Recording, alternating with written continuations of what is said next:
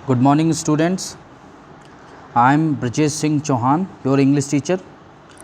जो first chapter हमने पढ़ा है, जो पोएम है teach me to listen Lord, आज उसके क्वेश्चन आंसर को देखेंगे, ठीक है।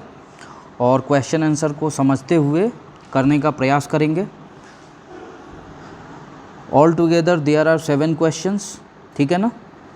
And I have written very simple answer for them, right. So let us pick first question. पहला क्वेश्चन देखते हैं। What message do those who are our nearest give us. जो हमारे करीबी लोग हैं वो हमें क्या संदेश देते हैं। जो हमारे परिवार के सदस्य हैं, जो हमारे करीबी हैं, जो हमारे साथ कार्य करते हैं, तो इसका जो आंसर है वो होगा those who are our nearest give the message that they must be listen to and they must be accepted as they are. इसका अर्थ है कि जो भी हमारे आसपास रहने वाले लोग हैं, जो हमारे क्लोज़ हैं, राइट, उनका यही मैसेज है कि हम लोगों को उनको सुनना चाहिए, जो भी वो बातें कह रहे हैं, और उनको स्वीकार करना चाहिए चाहे वो जैसे भी हो, ठीक है। उनका दृष्टिकोण कैसा भी हो, हमें उनको स्वीकार करना चाहिए और उनको सुनना चाहिए, ठीक है। एक्सेप्ट मतलब स्वीकार करना, लिसन मतलब सुनना। नेक्स्ट क्वेश्चन 2 पे चलते हैं। Who are people far from us. कौन से वे लोग हैं जो हमसे काफ़ी दूर हैं, ठीक है। फार मीन्स दूर। The people far from us are those people who have no ray of hope in their life, who are forgotten by the society and who are suffering a lot. वे सारे लोग हमसे काफ़ी दूर चले गए हैं जिनके जीवन में घोर निराशा है, हताशा है, जिनके जीवन में एक आशा की किरण तक नहीं है, ठीक है, जिनको समाज ने भुला दिया है, ठीक है, और जो आज काफ़ी ज़्यादा अपनी ज़िंदगी में संघर्ष कर रहे हैं। सफ़र मीन्स संघर्ष करना, राइट। सो थर्ड क्वेश्चन पे चलते हैं। Whom does the poet wish to trust? Poet किन लोगों पर विश्वास करने की बात कह रहा है। पोएट किन लोगों पर विश्वास करने की बात कर रहा है, तो इसका आंसर हो जाएगा the poet wish to trust his inner voice. That means कवि जो है अपने अंतरात्मा की आवाज़ को, ठीक है, विश्वास करने के लिए कह रहा है। कवि का ये कहना है कि सिर्फ आप अपनी अंतरात्मा की आवाज़ पर विश्वास कीजिए। Next question, fourth question. What does the poet wish to listen to the voice of God? The poet wish to listen to the voice of God in situation when we are very busy, during boredom, when we are certain about a thing, or in a state of dilemma. Dilemma means state of confusion, ठीक है, जब संदेह की स्थिति होती है।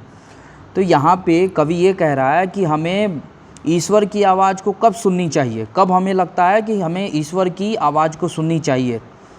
तो कवि ये कह रहा है जब हम ऐसी स्थिति में हों कि हम बहुत ज़्यादा व्यस्त हों, या बहुत ज़्यादा बोरियत महसूस कर रहे हों, या फिर हम बिल्कुल ही निमित्त मात्र भी संदेह ना हो, बिल्कुल हम आश्वस्त हों किसी चीज़ के बारे में, राइट, और या तो किसी चीज़ के बारे में हम बहुत ही ज़्यादा भ्रमित हो। डिलेमा मतलब संदेह की स्थिति, क्या करें क्या ना करें। दूसरा ये बोल रहा है, दूसरा ऑप्शन ये है कि या तो हम बहुत ज़्यादा शोरगुल वाले माहौल में हो, या फिर बिल्कुल ही शांत अवस्था में हो, शांत स्थान पे हो। तो इन सभी सिचुएशन में, इन सभी स्थितियों में हमें भगवान की आवाज़ को सुनना चाहिए।